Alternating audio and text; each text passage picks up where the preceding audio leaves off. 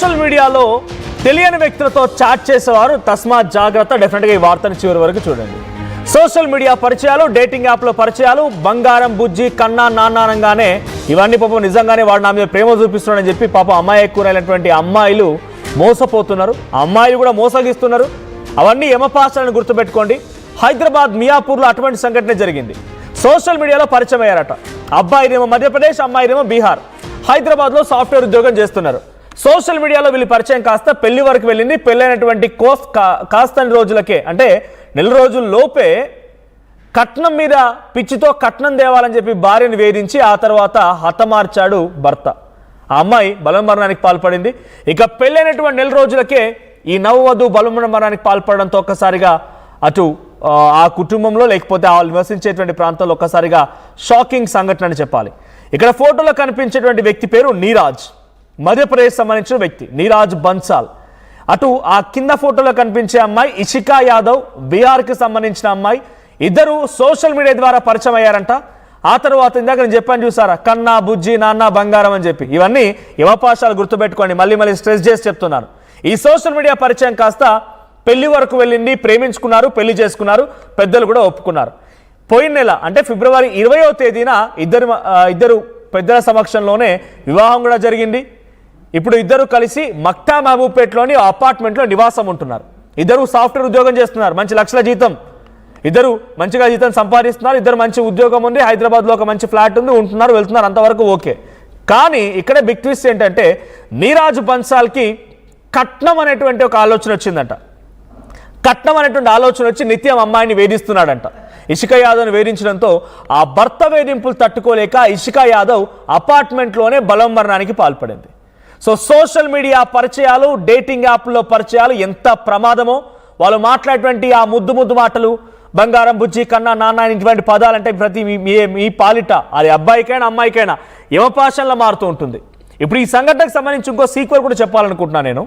రీసెంట్గా మనం ఏపీలో చూసాం, విజయవాడలో సంఘటన జరిగింది. అక్కడ జరిగిన సంఘటనలో ఒక నేవీ ఆఫీసర్ అండ్ ఒక అమ్మాయి, ఇద్దరు మౌనిక అనే అమ్మాయి, ఆ మౌనిక అనే అమ్మాయిని చాలా దారుణంగా హతమార్చాడు. వైజాగ్లో జరిగింది సంఘటన. సో రవీంద్ర అనేటువంటి ఆ నేవీ ఆఫీసర్కి ఆ అమ్మాయికి మౌనికకి ఇద్దరికి మధ్య డేటింగ్ యాప్లో పరిచయం అయిందట. డేటింగ్ యాప్లో పరిచయం అయింది. ఆ డేటింగ్ యాప్ పరిచయం కాస్త కొద్ది రోజుల వరకు ట్రావెల్ చేశారు. రవీంద్ర వేరే ఒక అమ్మాయిని పెళ్లి చేసుకున్నాడు. సో ఈ గ్యాప్లో మౌనిక రెగ్యులర్గా టచ్లో ఉంది, ఫోన్ మాట్లాడుతోంది. అటు భార్య పుట్టింటికి డెలివరీ కోసం వెళ్ళిన నేపథ్యంలో రవీంద్ర ఆ అమ్మాయిని ఫ్లాట్కి పిలిపించి ఆ అమ్మాయిని చాలా దారుణంగా హతమార్చి ముక్కలుగా చేసి కవర్లో పెట్టేసి ఫ్రిడ్జ్లో పెట్టాడు. ఇంకోటి కొన్ని శరీర భాగాల్ని కాల్చేశాడు. ఎంత దుర్మార్గం చూడండి. అందుకే డేటింగ్ యాప్లు, సోషల్ మీడియాలో ముక్కు మొహం తెలియటువంటి పరిచయమైన వ్యక్తులకు కనుక మీరు మెసేజ్లు పెట్టారంటే మీ ప్రాణాలు పోయినట్టే. ఈ వరుస సంఘటనలు కూడా అన్నిటికీ ఉదాహరణలుగా ఉన్నాయి. సో ఇక్కడ నీరాజ్ బన్సాల్, ఆ తర్వాత ఇషికా యాదవ్ ఇద్దరు కూడా ఐటీ ఉద్యోగులు, సాఫ్ట్వేర్ ఉద్యోగం చేస్తున్నారు. ఒకరు మధ్యప్రదేశ్, ఇంకొకరు బీహార్. సోషల్ మీడియా ఇద్దరిని కలిపింది, ప్రేమించుకున్నారు, పెళ్లి చేసుకున్నారు, అంతవరకు బాగానే ఉంది. కానీ కట్నం కోసమని వేధించి ఆ అమ్మాయిని టార్చర్ చేయడంతో ఇప్పుడు ఆ అమ్మాయి బలవన్మరణానికి పాల్పడింది. కేవలం కట్నమే కారణంగా ఉందా, ఇంకేదైనా కారణాలు తెలుసుకుందాం. మా ప్రతినిధి నిర్మల సిద్ధంగా ఉన్నారు లైవ్లో. నిర్మల, ఏంటి వరుస సంఘటనలు బయటపడుతున్నాయి? సోషల్ మీడియా డేటింగ్ యాప్ ద్వారా పరిచయం అవ్వడం, పెళ్లి చేసుకోవడం, లేదా పరిచయం కాస్త వివాహితర సంబంధాన్ని దారితీయడం, ఆ తర్వాత అబ్బాయిని అమ్మాయిని హతమార్చడం. ఇప్పుడు కూడా ఇదే మాదిరిగా జరిగింది. మధ్యప్రదేశ్ అండ్ బీహార్ అమ్మాయి సోషల్ మీడియాలో పరిచయం పెంచుకున్నారు, హైదరాబాద్లో ఉద్యోగం చేస్తున్నారు, పెళ్లి చేసుకున్నారు.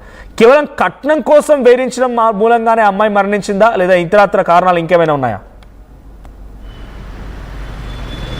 ఎస్ మనోజ్, ఇక్కడ మాత్రము ఖచ్చితంగా కూడా మియాపూర్లో జరిగినటువంటి ఈ ఘటన మాత్రము కట్నం వేధింపుల ద్వారానే ఆ అమ్మాయి మాత్రం నిషిక అయితే బలవన్మరణానికి పాల్పడ్డట్టుగా కూడా నిషిక పేరెంట్స్, తల్లిదండ్రులు కూడా పోలీసులకు ఫిర్యాదు కూడా అలాగే చేసినట్టుగా తెలుస్తూ ఉంది. ఎందుకంటే గతంలో వీళ్ళు ఎక్కడైతే సోషల్ మీడియాలో వాళ్ళు పరిచయం ఏర్పడ్డ తర్వాత కూడా 2020లో పరిచయం ఏర్పడినప్పటికీ ఆ తర్వాత ఇంట్లో పెద్దవాళ్ళను ఒప్పించడానికి నిషిక చాలా ఇబ్బందులు పడ్డట్టుగా కూడా తెలుస్తూ ఉంది.